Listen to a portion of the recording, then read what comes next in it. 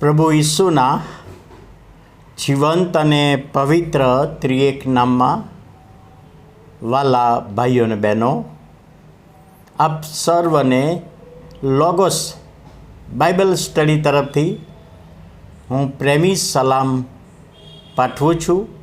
અને આજે 2025ના વર્ષનો 213મો દિવસ, 1 ઓગસ્ટ 2025 અને શુક્રવારનો નવો દિવસ આપણા જીવનોમાં પ્રભુએ બતાવ્યો માટે પ્રભુનો ખૂબ આભાર માનતા પ્રભુના નામને ધન્યવાદ આપીએ છીએ.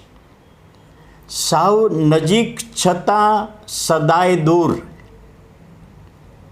અને લગ્ન સંબંધમાં ઘણી બધી વખતે પતિ પત્નીના સંબંધો એ રેલવેના પાટા જેવા હોય છે. બાજુમાં જ હોય છે પરંતુ દૂર.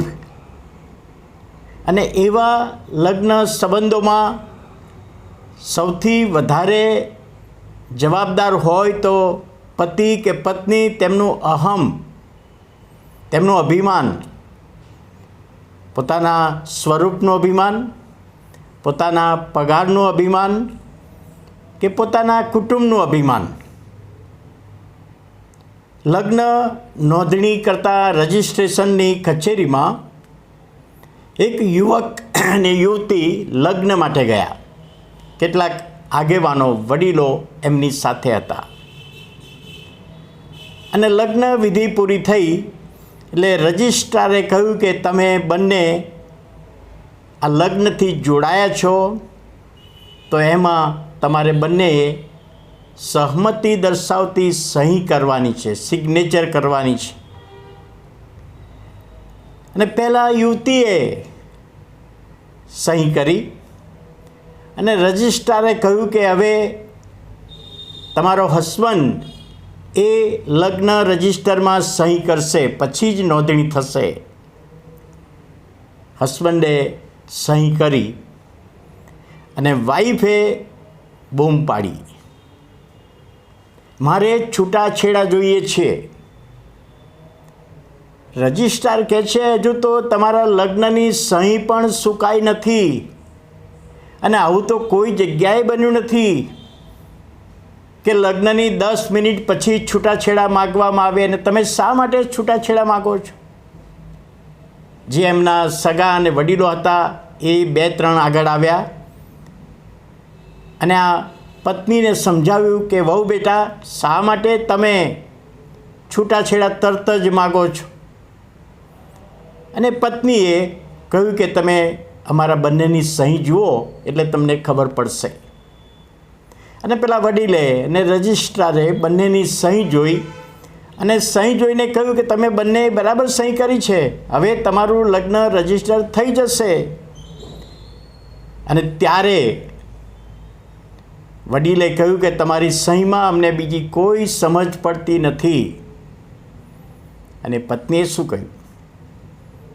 જુઓ તમે, મારી સહી કેવી છે અને એમની સહી કેવી છે. કેવી છે? તારા પતિની સહી કેવી છે?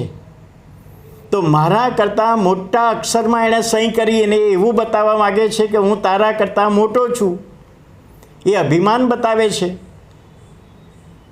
એનું અહમ છે. અને માટે મારે હવે એની સાથે રહેવું નથી અને મારે તરત જ ડાયવોર્સ જોઈએ છે. વાલા ભાઈઓ અને બહેનો,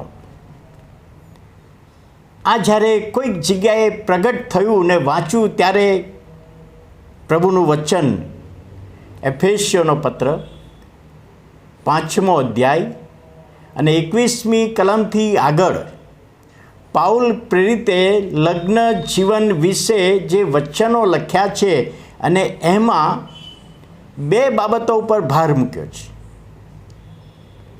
પતિનો પ્રેમ અને પત્નીની આધીનતા.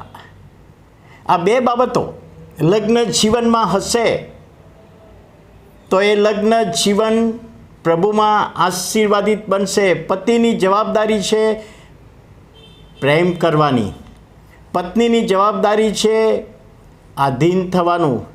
અને 5મો અધ્યાય અને 21મી કલમમાં લખ્યું છે બંને એકબીજાને આધીન થવાનું છે. પતિએ એકલાએ નહીં અને પત્નીએ એકલાએ નહીં, બંને એકબીજાને આધીન થવાનું છે. અને લગ્ન જીવનમાં એ બાબત જ્યારે આપણને જોવા મળે છે ત્યારે એ લગ્ન જીવન સુખી અને આશીર્વાદિત બને છે.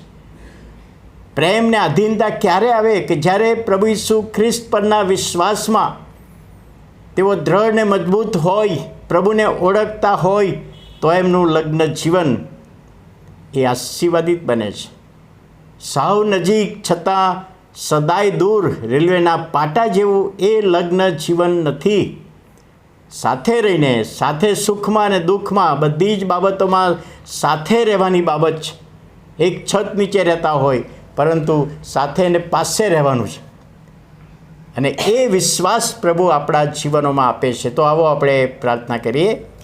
પ્રભુ, અમે તમારો આભાર માનીએ છીએ, તમારા નામને ધન્યવાદ આપીએ છીએ આજના નવા દિવસની ભેટને માટે.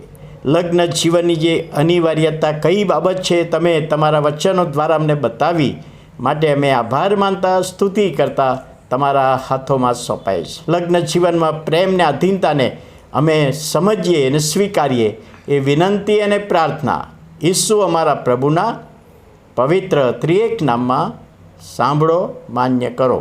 આમેન.